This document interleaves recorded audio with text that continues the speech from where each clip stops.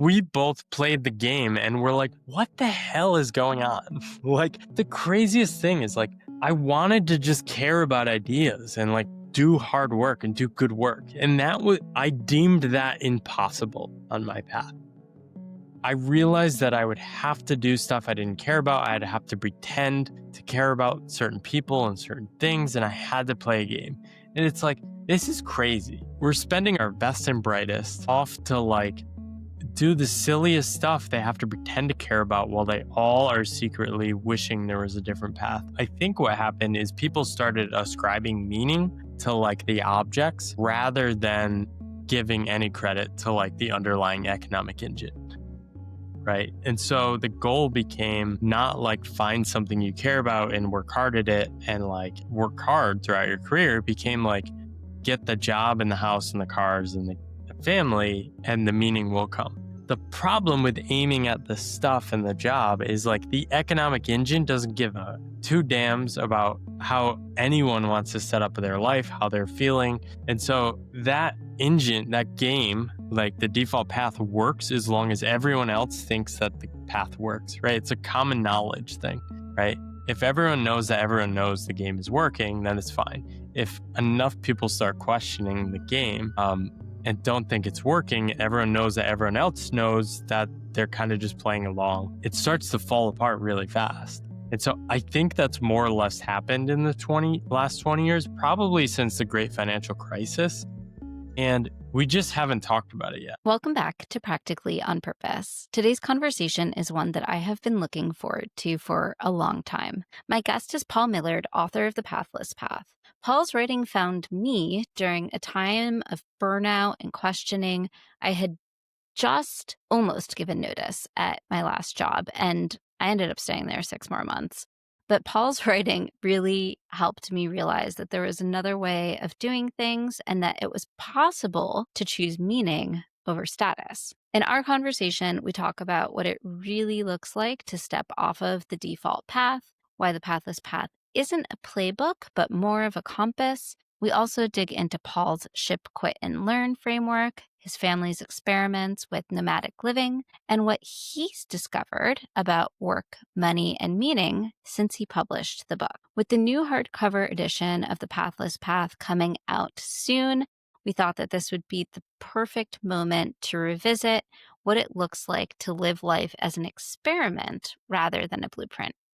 All right. So, Paul, first off, I just want to say it's such a joy and honor to have you on the show. I think we talked about this a little bit before, but your writing was exactly what I needed when I was struggling with burnout and a sense of purposelessness. And as I was getting ready for the podcast, I was looking back and I was like, when did I find out about Paul Millerd? Where did he come from? And I still can't figure this out either. So please enlighten me. So what I have figured out is that I got my first copy of your newsletter about a week after I had a conversation with my boss to quit my job and actually recommitted and ended up staying there for 6 more months. So I was obviously quite lost at the time, wrestling with what to do with that feeling of being lost. And somehow the universe brought your writing into my world. And I think it really helped me start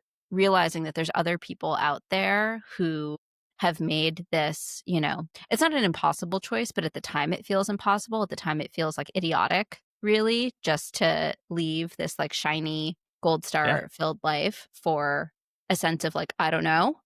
So I just wanted to say thank you because your writing helped give me a lot of courage to know that there are other people out there making these choices, living life differently in a way that's authentic to them. And I know that you're a beacon of that for so many other people. So thank you for being yourself, being authentic, even when it's messy. I think we're going to get into some modern manifestations of that, but also for bringing people together. No, I actually really appreciate it. I love hearing from readers who read my stuff and resonate with it.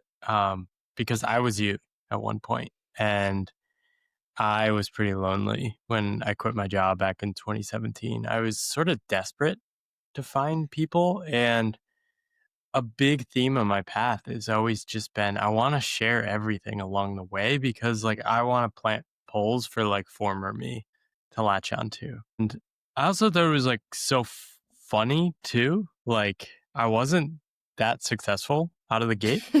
Like I've had some success now and like way more people are paying attention, but for like 5 years Hmm. I didn't really do any better than breaking even. And I don't think Mm. I crossed 50 grand a year until I was 5 years in. Wow. And so people would always be like, I don't get this Paul guy. He's talking about doing things he loves, but he doesn't seem to have a plan or have any way of making money. Um, Or people and just so, assume that you're making a bunch of money because I think that people who aren't yet in this like creator well, journey, I was posting my incomes. So people who were reading my people newsletter saw. knew. Yeah. But yeah, they do. I have had a few people in Chiang Mai run into me now and like they think I'm like famous. Yeah. And I've made a lot of money 1 year for my book. But every other year, money from writing wouldn't have supported my cost of living. Mm. Mm-hmm. And so like Yeah. I still have the experience of like still trying to hack a living and like I have no idea what I'm doing. And they're like, oh my God, you know everything. Like you got everything figured out. And it's like, Yeah, no, you're the just guru. yeah, people, I've had many people email me and be like, I feel like I had one person email me and is like, I feel like I'm doing the pathless path wrong. And I was like, Hmm. there's good news. There's good news and there's bad news. Good news is you can't do it wrong. The bad news is you have to do it on your own. Yeah. Yeah. Like I can't give you, it wouldn't be the pathless path if there were like an exact playbook, right? Of like step by step by step by step by step. Yeah, there's plenty of books for those people. Go read Atomic Habits and like 1,000 other books that have been trying to be Atomic Habits for years. Mm-hmm. Yeah. Yeah. But that is not the pathless path. No, I can barely keep any habits. I can mostly drink coffee every morning, but I have a really nice streak of like eating mango most days here in That's Thailand. great. Yeah. But besides like seeing like spending quality time with my daughter every day, like I don't have any sustainable habits. Mm-hmm. Wait, so I want, for people who don't know, first of all, like what is the pathless path? So when people say I I'm don't doing it know. wrong, like what I'm is just it? kidding.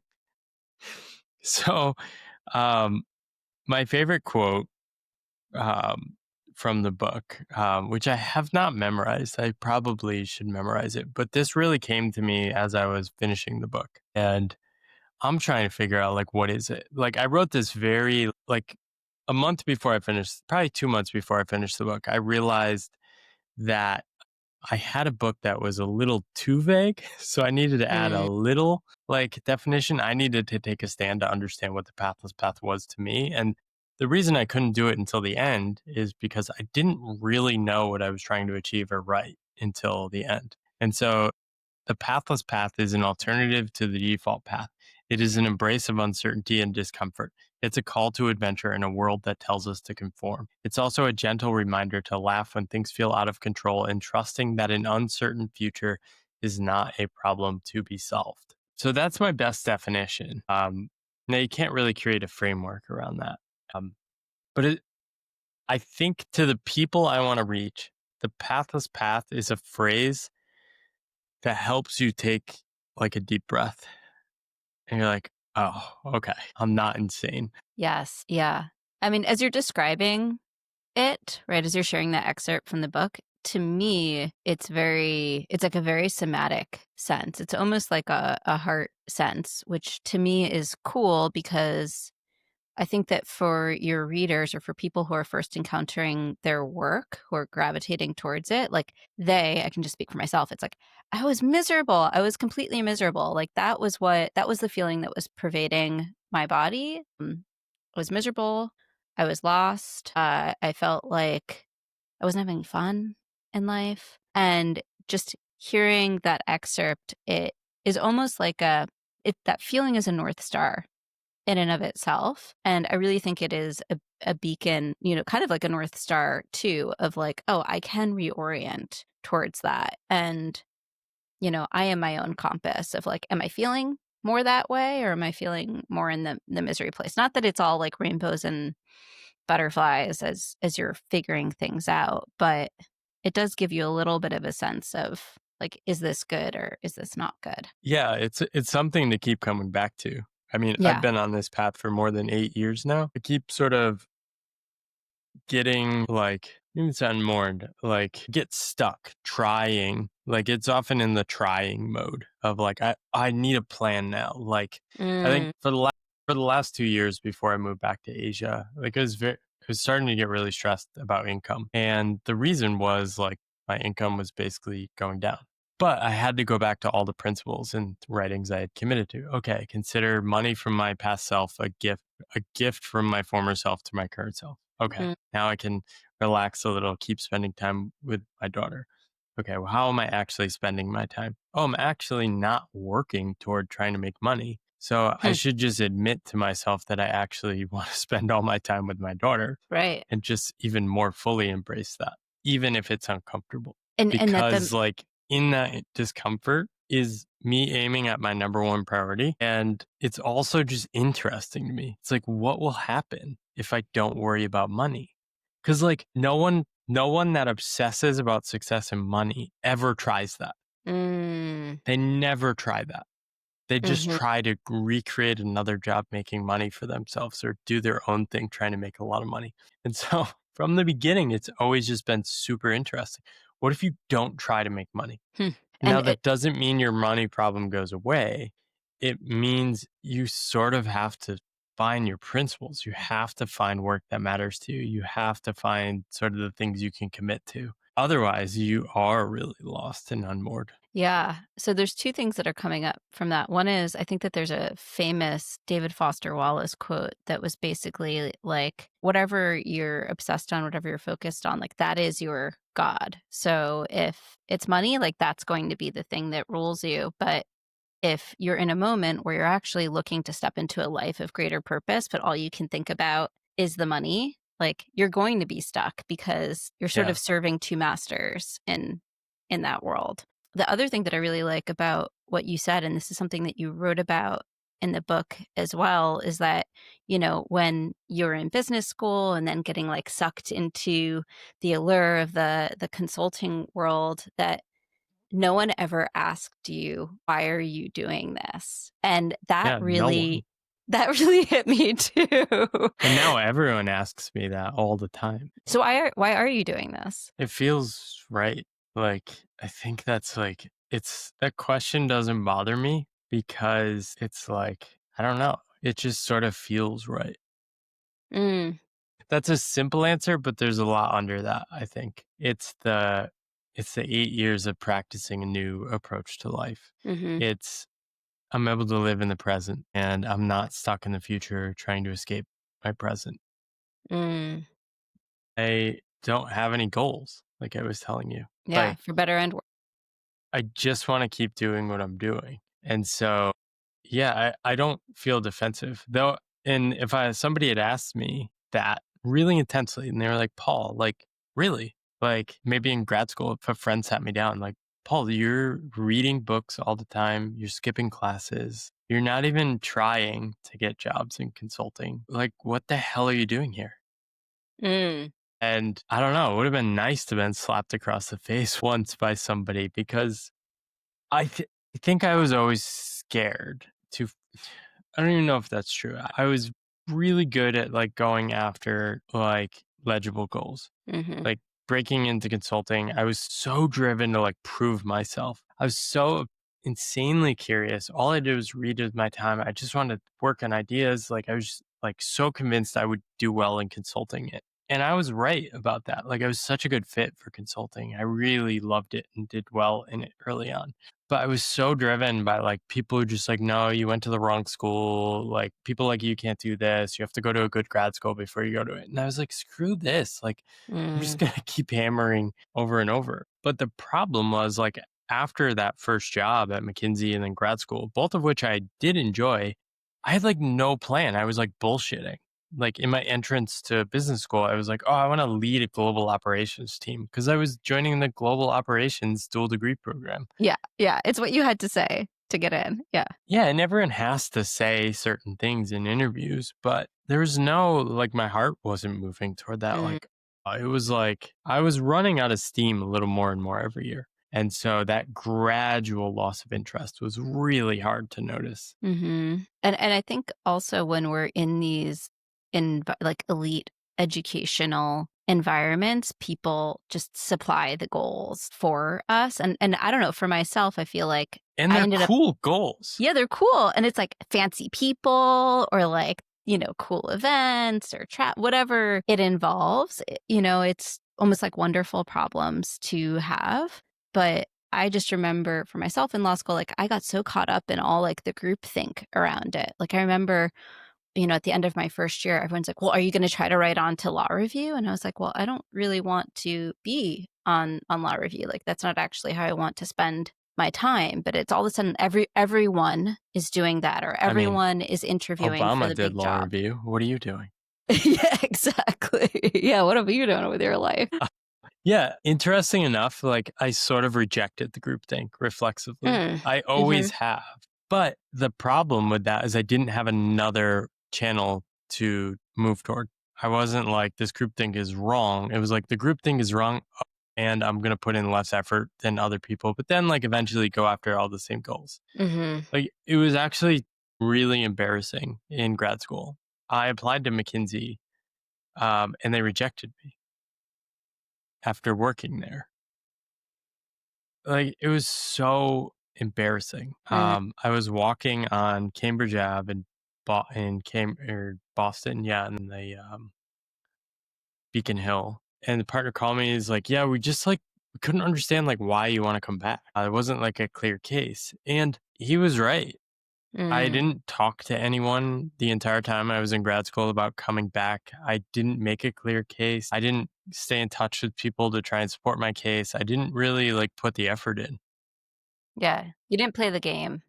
And when I left, like, I didn't think I'd go back. It was just I didn't have an idea by the time it came to apply. And after that, I really just became desperate to get a replacement job. And so I talked myself into this other job.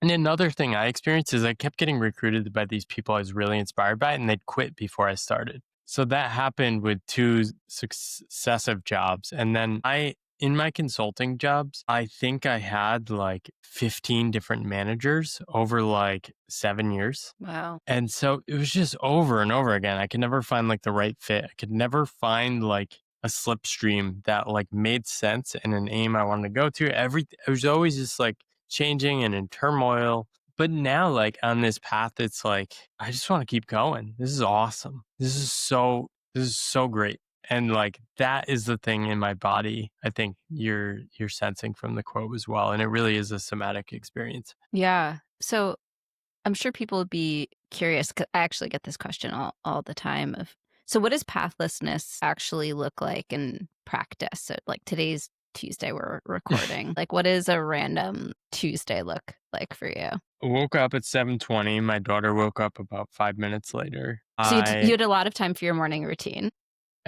Yeah, I don't like wake up early. I just wake up when I wake up. I try to get as much sleep as possible. Um, and then hung out with her in the morning. She's really fun to hang out with in the morning. She helps me make coffee, which is really fun. Yeah, and we hung out for a bit. My wife's dad is living with us in Chiang Mai for the last 3 months, which is a really cool experience. It's kind of a dream of ours to like travel with her family and live in Mm. different places. And so he's helping us and like my daughter like loves him so much. So as soon as like he's up and about, like she's like, Daddy, goodbye, Daddy, goodbye, Daddy, gongzuo, gongzuo. Gongzuo is work. And so then I go to the co-working center. I got there around like 9:15 and then they had like a yoga class at 9:30. I Hmm. took a yoga class 9:30. 10:30 to 12, I did some editing for a zine I'm creating as part of like my Pathless community. Then I had lunch with my wife. And we're talking about her book publishing. I then came back, edited, and wrote some more for like an hour. And then there was a tea time at the Mm. co-working office too from 3 to 4. And I basically just like sat around and hung out. I sort of always opt for like social over work. It's Mm. sort of one of Hmm. these principles of like at the end of my life, I'll probably just like remember the times I'm like randomly hanging out with people over working. And so my revealed preference is just not to work very much. So I worked Yeah. like 3 hours, hung out for 3 hours, and then came back, wandered around with my daughter for a couple hours, went to a restaurant. We got some mango sticky rice and coconut ice cream. Then went to another Delicious. restaurant and back here did like a whole night routine with her and then talking to you.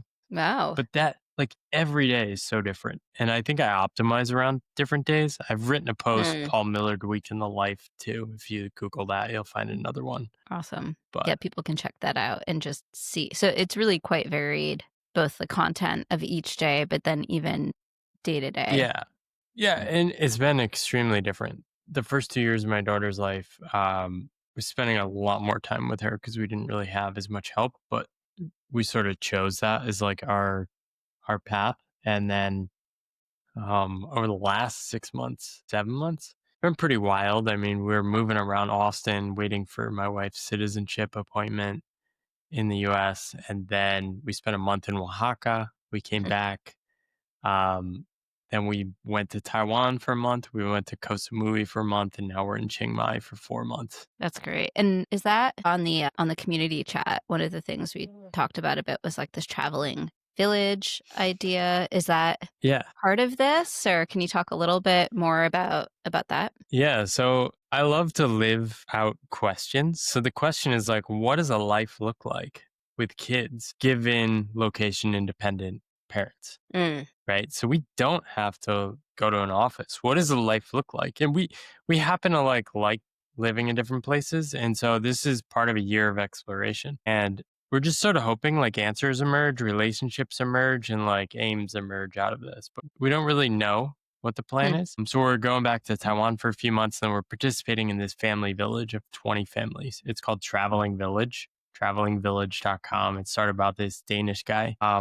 And we're going to spend January to the end of May with 20 families in Hualien, Taiwan, Hoi An, Vietnam, and Busan, Korea. wow. And it's all like self-organized. So it's a very fun experiment. We're really excited to kind of like meet the other parents. We've already started like connecting with the parents. We have calls. And so there's a lot leading up to it. It's pretty fun. And then like, I think one open question for me is like, I love mentoring. I love teaching. I love to think about like, what does it look like for me to get involved in that in the future? Mm.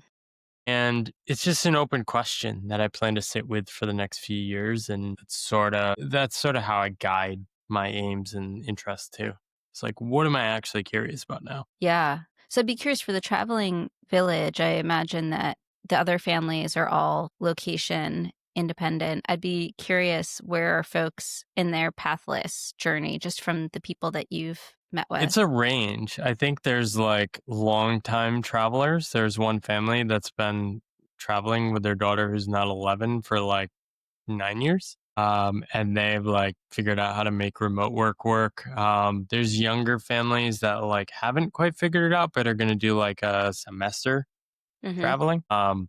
Like you can, if you're in like Europe or the US, you can like rent your home and it's probably cheaper to live in Asia. And then, yeah, I think some people are figuring it out. This is also like a forcing mechanism for some families. I think there's a whole range and there's a whole range of kids too, right? Different responsibilities at different ages. Some people have 15-year-olds, some people have 2-year-olds like us.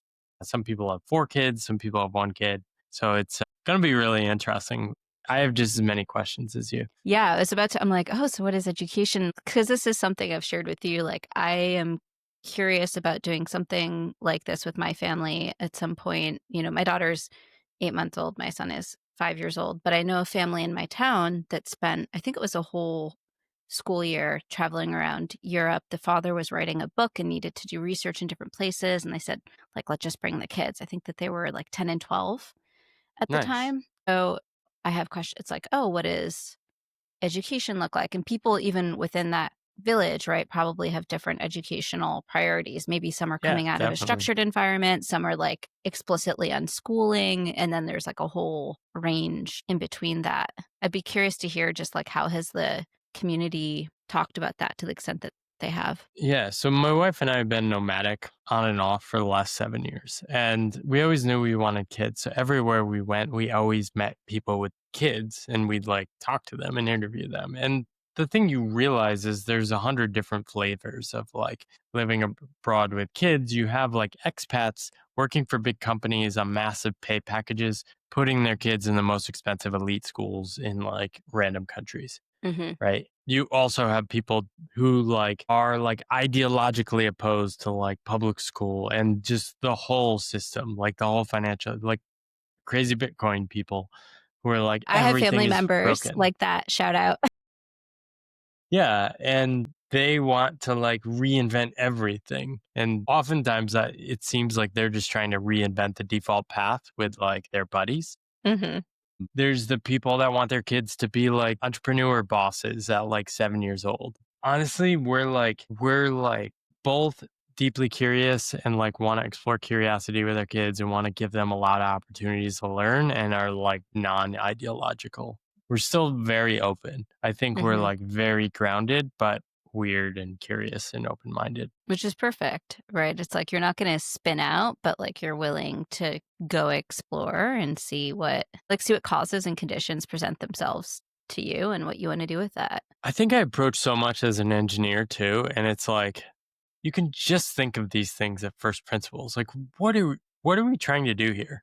Everyone starts with the question of like, what are you going to do for school, right? Well, school is not an aim. Mm-hmm. Education, however, is timeless and like a human desire. Like we'll go to incredible lengths to learn things and explore our curiosity, right? For hundreds of years, people who dared to write and share their ideas with the world would go to incredible lengths to do so, Yeah. right?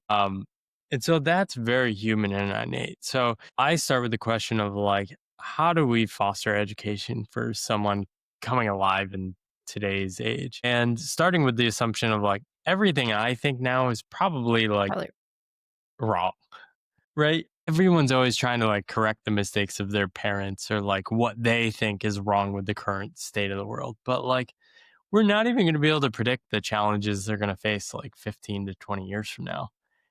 And so I'm very glad I'm raising kids now, like after we've started to figure out some of the like phone and social media stuff. Like, so I'm not Mm-hmm. really worried about like phones and technology because like we're going to develop immune responses and learn how to deal with these. But yeah, there'll probably be new challenges. And I think it's really just about keeping that spark alive in your kids. Yeah. Yeah. Like fostering their natural curiosity and supplying experiences that help meet that. Yeah, and I think like I mean, we do have backgrounds to lean back on. That's real, and like I have to acknowledge that. But also, it's not the credentials that give you strength. It's the ability to like do things in the world and like understanding how the world works. So Mm-hmm. that's what I can support my kids with, Yeah. right? And that's like the most powerful stuff. Yes. It really is just, you know, getting things done. And then also like your curiosity and your willingness to just try new things. Like I have realized very quickly, I've been only podcasting for about 3 months at this point, but I already have multiple people coming to me and they're like, "Oh my God, you started a podcast. Like, what is that like? And I'm like, oh, I've It's cool. developed a little bit of skill set Yeah. here. Definitely it'll be refined over time, but I think it's very cool how quickly just by doing things we start to develop experience and expertise. And this is kind of a, I guess, unintended transition to something I wanted to talk about from your book, which is like your ship, quit, and learn Yeah. framework. And I don't know, it's like kind of was the just do thing. It was just do things. Maybe before just do things, it was tiny experiments before that too. I was wondering if maybe you could talk a little bit about that and yeah, what that looks like. Yeah. So the ship quit and learn is an idea of mine that never quite took off, but like certain people just love this idea. I do. Like honestly, it's not that many people, but like the people who find this idea who want it, like love it. This guy, Andrew Capel, who I've gotten friends with, he texts me, I think I put Ship, Quit, and Learn in Good Work, right? Or did I put it in No, Pathless Path in too? Pathless Path too. Yeah. So he's texting me about this probably like every 3 months. I'm applying Ship, Quit, and Learn. And so it's really funny, but it was a really simple principle. It's how I started my podcast, actually. And I've always just I just find the playbook so boring. I worked in strategy consulting, creating playbooks and best practices for 9 years. This stuff is so boring. It never leads anywhere interesting. And so at the time I was launching my podcast in 2017, there were playbooks, right? The playbook was, well, you got to record 5 episodes first, and then you send it to a ton of friends, and then you get like a bunch of accounts, and then you download it all on the first day, and it gets in the new and noteworthy section of iTunes. Nobody even knows what this is anymore. Yeah, I don't even know. But, and then it'd be like, well, why? Well, that's how you do a launch. And you're like, well, that's dumb. I don't like that. And so I just want to start a podcast. And so I just recorded me speaking into a mic. And the idea was I'm going to reach out to 5 people I've been really excited to talk to. And then I'm going to quit the podcast after that. That was the goal. Like, ship it. Like, so record the first episode, ship it. I'm going to do the 5 interviews. I'm going to like publish them as they are recorded and then reassess. I just recorded another episode of my podcast last Thursday. So that is, I don't know, what, 6.5 years later? Yeah. So I'm still going. It's like on and off. It's never been a big like driver of like income or anything, but there are people that like absolutely love it. And it's just been a great way to talk to people. Yeah. Like, I've been saying no to podcasts for a long time. But like, your writing's awesome. We've chatted before. It's really interesting. It's like, oh, this is going to be a really good conversation. So you were asking me before we started, when can I ship the episode to optimize for your goals? I'm like, well, I don't have any goals. You should just do what feels right for you. And the reason is this conversation is an end in itself. I'm spending my time how I want to spend it. I love this. This is so fun. And I have ideas and like stirs my brain up. This is how I want to spend my life. I love this. Yeah. Yeah. And that's how I feel like that's what, again, like, not to fluff you, but your writing really it's like, oh, you can just have fun. I actually have a post that I've had in the hopper for a bit, and you had a note on Substack. It was like, you can just have fun. Like, that is a valid choice for how to approach your work. And it's like, on the one hand, it sounds very flip, but for me, that's actually a very that's a radical reframe, especially as a lawyer, where you're like, oh, I'm grinding, I'm miserable. It's like, the more miserable that I am, it's almost like the more important the work is that I'm doing, the more impactful or something that it is, the more valuable that it is. So I think it's like, it's very cool. I would like want people to just hear, if they take one thing away from this podcast, of like, you can just have fun with like how you spend your time. And I think that you're a model of, and you can, have a family and do, because that's the biggest pushback that I get, that people are like, well, this isn't realistic.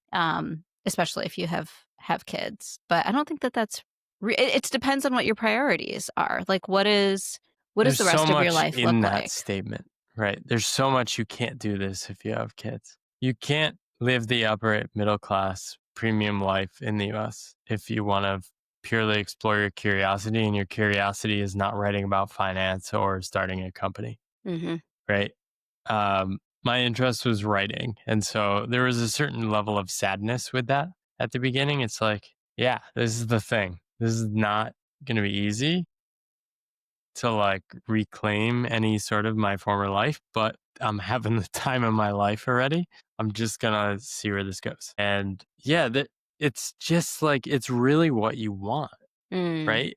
I like to put, like, in the US, it's not even fashionable to like buy used cars anymore. Everyone just buys a new car. It's like, you don't have to do that.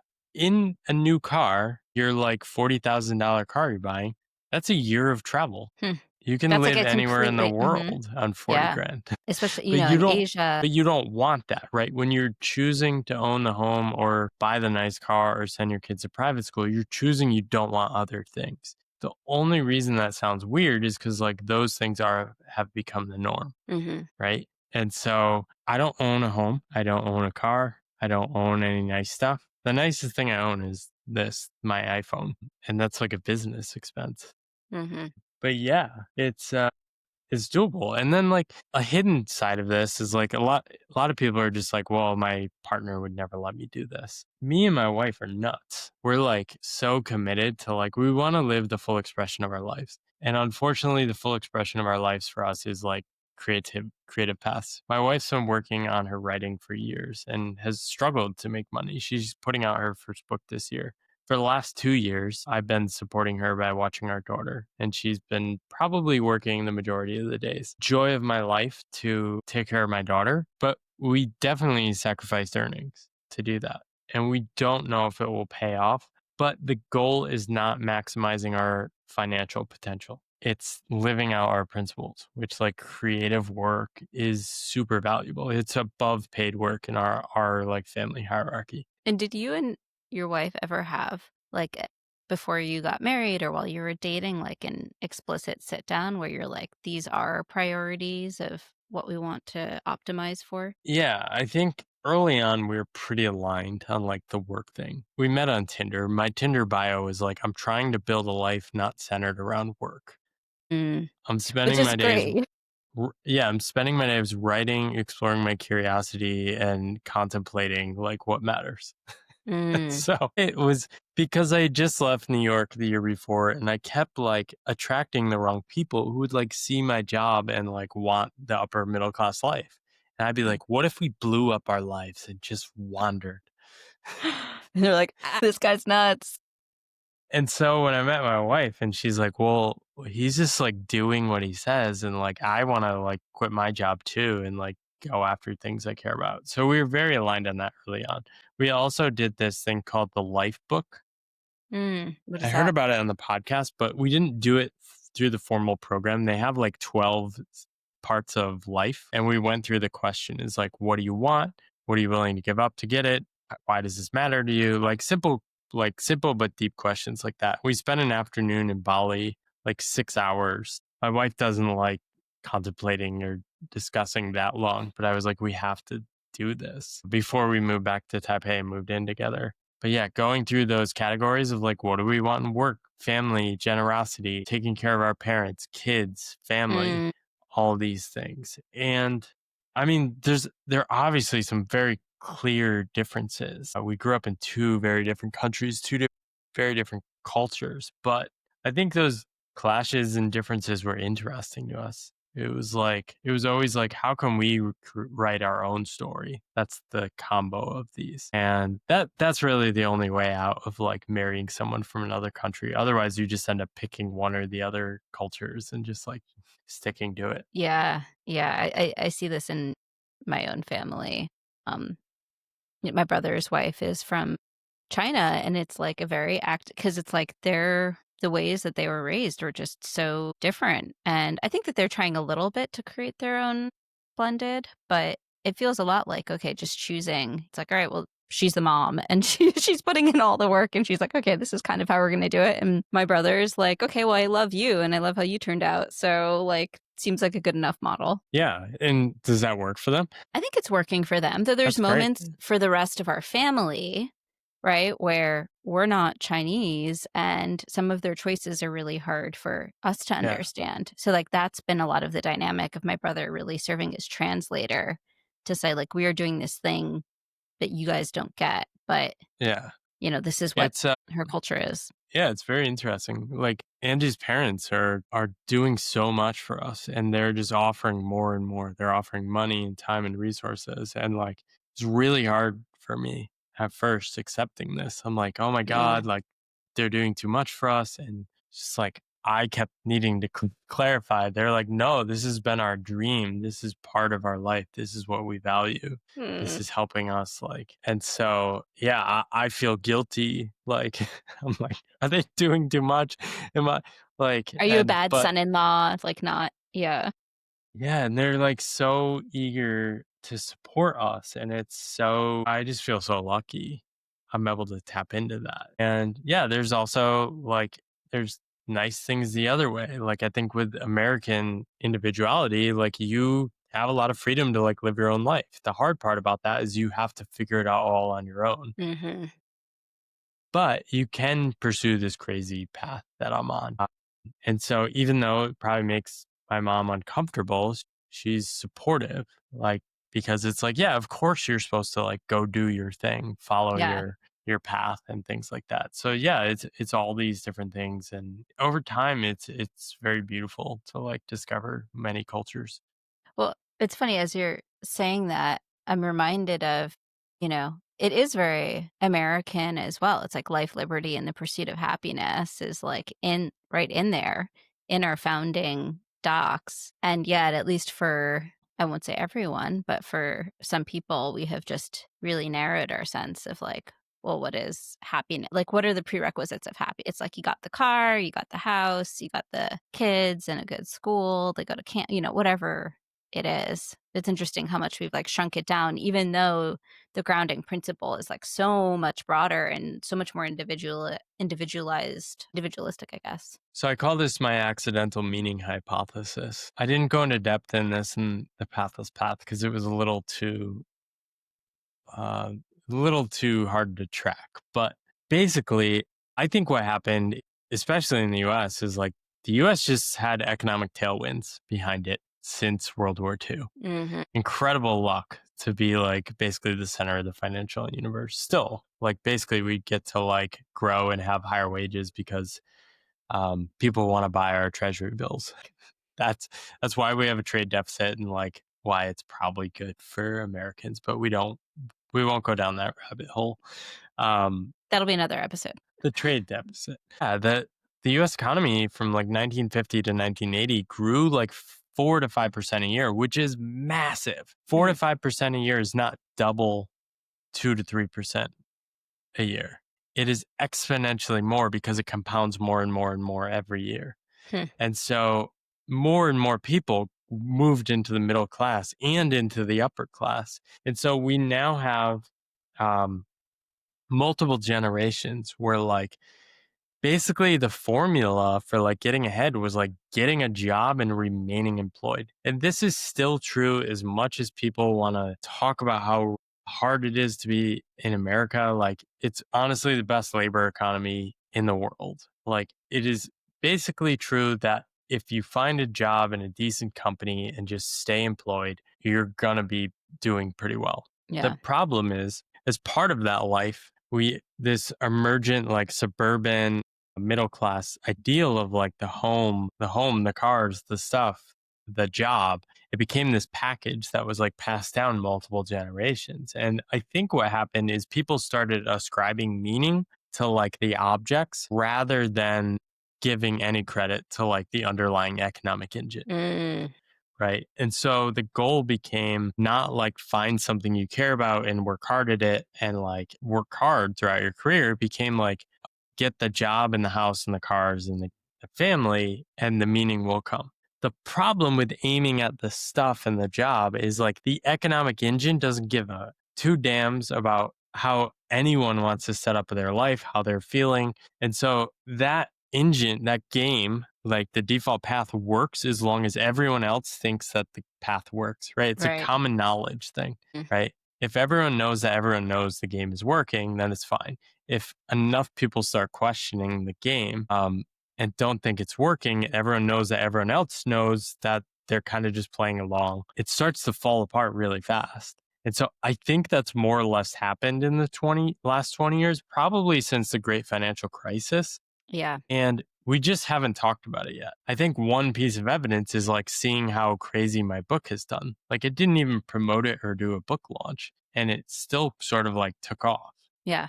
And you I self-published think it. It's I, like you didn't have that whole industry behind you. yeah, the engine, the economic engine. Mm. Yeah, and I think people were just desperate to talk about this stuff. It's like, what the hell is going on with work? Mm-hmm. Right? Like Right. we both played the game and we're like, what the hell is going on? Like the craziest thing is like, I wanted to just care about ideas and like do hard work and do good work. And I deemed that impossible on my path. Mm. I realized that I would have to do stuff I didn't care about. I'd have to pretend to care about certain people and certain things, and I had to play a game. And it's like, this is crazy. We're sending our best and brightest off to like do the silliest stuff they have to pretend to care about while they all are secretly wishing there was a different path. And so I also call this like the inspiration deficit, right? There's Yes. this latent desire for like challenge, inspiration, hard work. And this is basically what I've created for myself. Like the book was a challenging project, but like, man, it's just so crazy. Yeah. And It's so like, people could take my book and be like, all right, Paul made me talk about this. It's his fault. I'm not the one bringing it up. yeah, this wasn't my idea. It's not my fault that like private equity roll ups don't get me excited to like get out of bed. It's Yeah. all Paul's Though fault. private equity recently, they've started giving equity ownership to all employees of the companies they take over, which is really interesting. And so That is interesting. this is part of the problem I have with like this is a tangent, but like critiques on capitalism are so silly because like capitalism is just us and it's an evolving system. It's like the only system that keeps evolving Mm. and it can get better. And so like a lot of jobs have gotten better. But yeah. But we just don't think about it. But yeah, the problem with like private equity is they do lay off massive amounts of people and it is for financial leverage. And a lot of the capital goes to people in New York. And I've seen houses of people that worked in private equity and it's like, holy shit, like this is crazy. Mm-hmm. Mm-hmm. And I could have had that too. I went to a Bain Capital recruiting event and that was a path that I saw in front of me. And like consulting was more interesting to me, but it was like very clear, like looking back, like I could have went down that path too. Very easily, right? Like it's almost, I don't know, the river kind of coming from MIT Sloan. It's like that's where the river naturally pulls you to. You just to the Charles takes you there and it takes you to the big law jobs. And I guess now it takes you to the big tech companies too. Yeah. Yeah. But another problem, I think it's gotten even more challenging now to care about work and to find work you actually care about is increasingly like an insane thing to do because the economy is turned into like a secure the bag economy. Like secure your jackpot as soon as Yep. possible by any means possible. And there's so much cynicism like in the job market, in the job world. Like, and I was probably part of this, though I wasn't always I kept applying for jobs that paid less than I paid and then be like offered me a job like for equal salary because they thought I wouldn't accept the jobs. But all the job hopping is because people want to make more money. Yeah. People want to just get more and more and more. And I knew it was time to leave when I was in New York making 150 grand a year. And I was like, I feel like I have enough money to like try stuff or like at least take a couple of years off. And people be like, you're crazy. You can't live on low six figures. I'm like, what are you talking about? I could raise a full family on this. I could figure it out. Yeah. People were just so disconnected and it's crazy. Yeah. They had one narrow version, right? Law is even crazier. Like you graduate and they give you like the 9-year salary. Oh yeah. Exactly. Yeah. Yeah. And it's like, don't get fired. And the thing is, except for in around 2008, 2009, it's really hard to get fired from law. Oh yeah, Like this because is they need you. Well, no, even if they don't need you, I saw this in the firm really? where it was like, we're slow. And there's a bunch of people who I kept being like, oh, they're definitely going to get fired. They're still there. They're like partners now. And I'm like, this is crazy because lawyers are also really risk averse about like firing other lawyers. And then lawyers and accountants, they don't want to try anything. Yeah, they don't want to try anything. But I know it's totally insane. Anyway, yeah, much love to all my lawyers out there. Yeah, I buy my book, lawyers. You guys have so much money. Like all the people I know who stayed in big law, they're so wealthy. But like most of them are like, oh, I don't know what I'd do with my life. No, I quit. They're miserable. I've thought about offering a service for like multimillionaire big tech and lawyers to like, okay, you can pay me 35 grand and you just get to spend a week with me. You can ask me questions and spend a week with me and I'll help your nervous system relax. All right, Paul, we got to talk more about that. I will do this with you. We could go somewhere wonderful for a week, get all of our miserable lawyer tech friends there. But that's the problem. I don't want to hang out with miserable lawyers. Like like Well, my we'll my show them favorite people joy. are like my favorite you do like half and half. Like my favorite people now are like the people I'll meet. They're like, I had 2,000 saved up. So I was like, screw it. Time to like quit my job and explore. They're just like wired to like experiment and like they Yes. have to try other stuff. And I think I was always this person deep down. I was just scared to admit it. Mm. But yeah, I don't want to change anyone's mind. It's too hard. And like, I'm certainly not going to convince a lawyer who has like hundreds of reasons ready to go.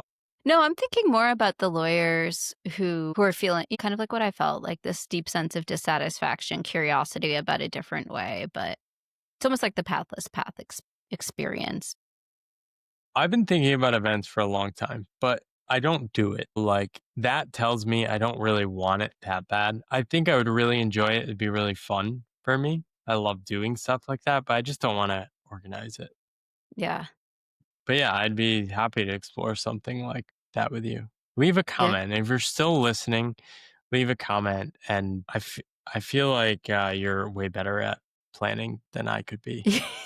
Yes, we could totally we'll talk more about this. We could totally plan something like this. So Yeah, before we record, you mentioned that you're going through sort of your own, I don't know, rebirth, entering a it's new constant. phase.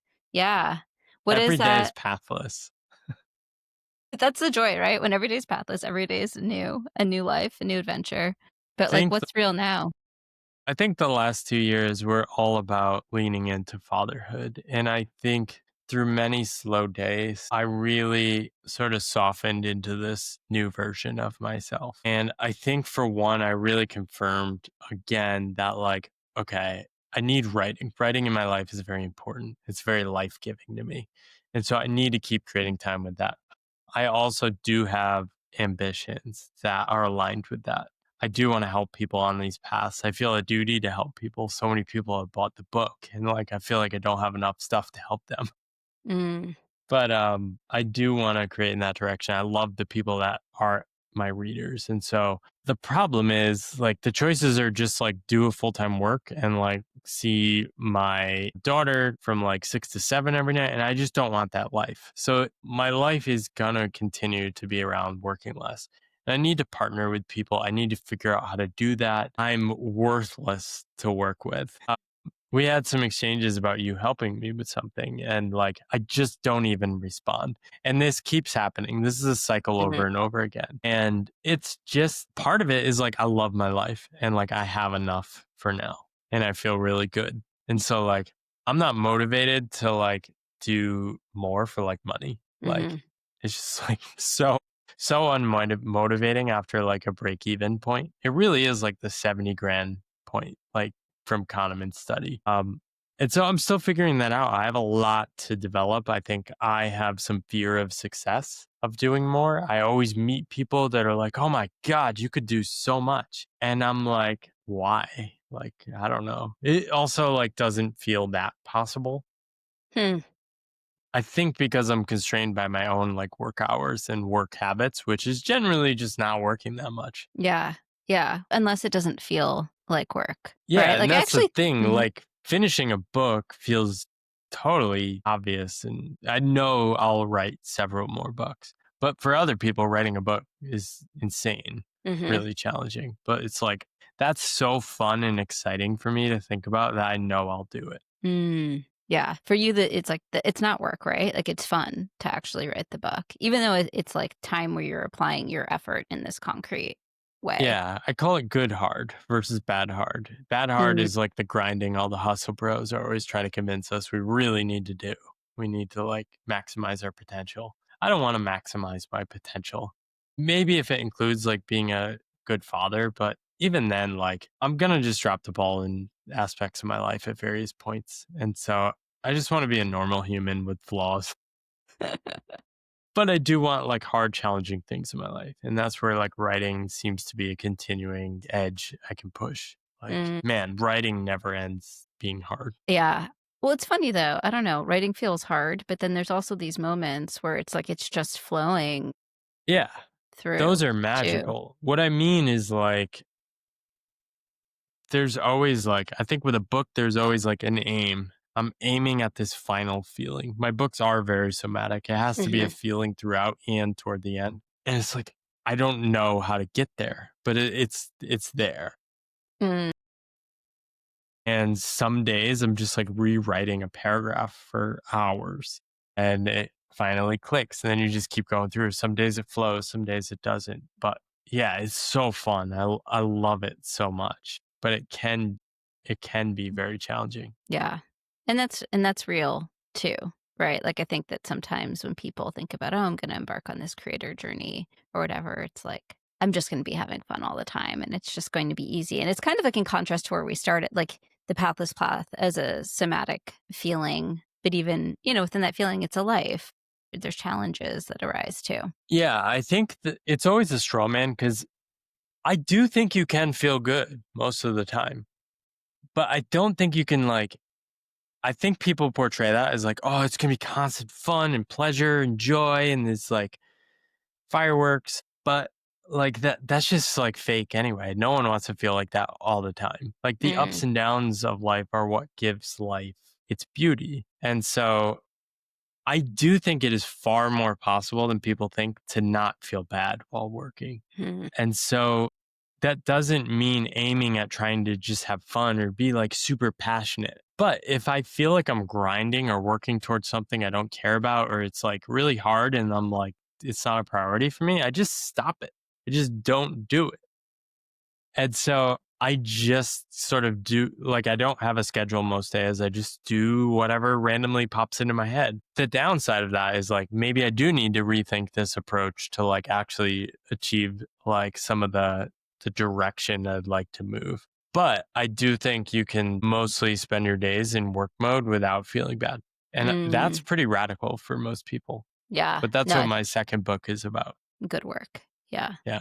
Well, Paul, I think that that's actually like the perfect place to end of like, you don't have to feel bad about work. You can feel lit up in terms of how you spend your days and contribute. And for listeners out there, if Paul's ideas resonate, he has a new hardcover edition of The Pathless Path coming out in fall of 2025.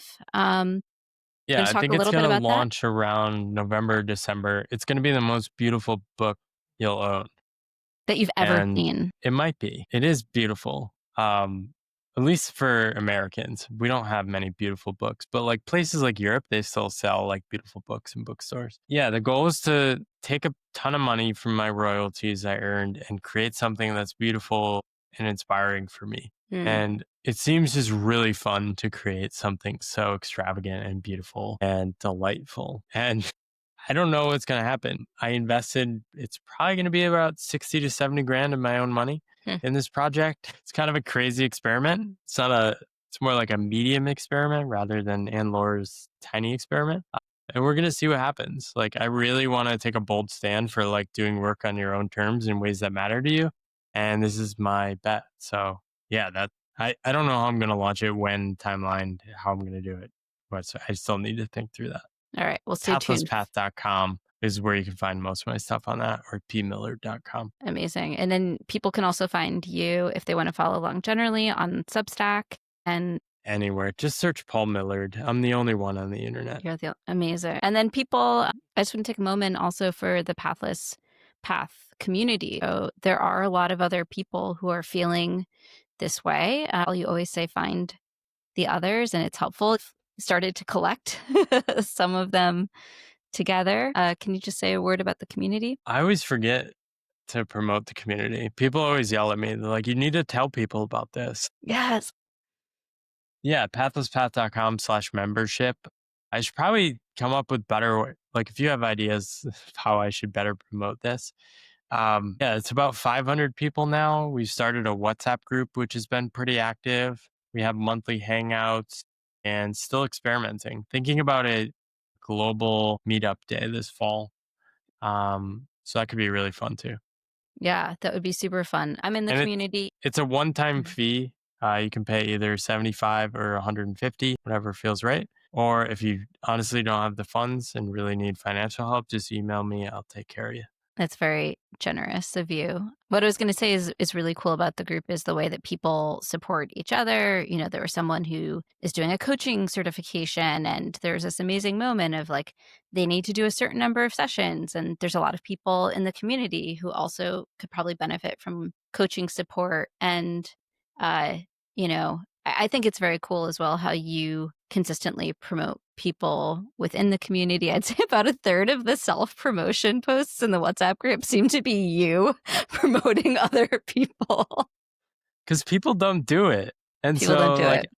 I've gotten over all my shame of posting and sharing ideas in public. So I'll just let it rip. Like, I'm going to brag about people. I think that's beautiful. It's beautiful. Well, Paul, thank you so much for joining. This was such a joy. Yeah, and I'm really excited to see your ongoing experiments and where they might lead. Cool. I appreciate this combo. It was very generative and great.